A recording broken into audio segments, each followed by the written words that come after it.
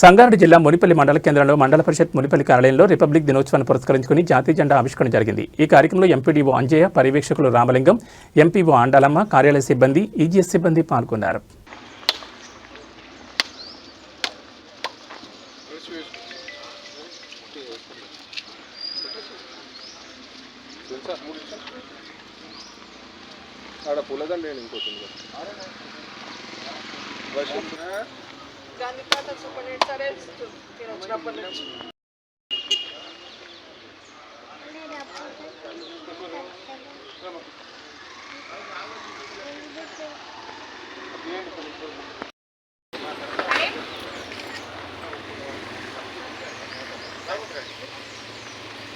Censor అప్పులేదండి.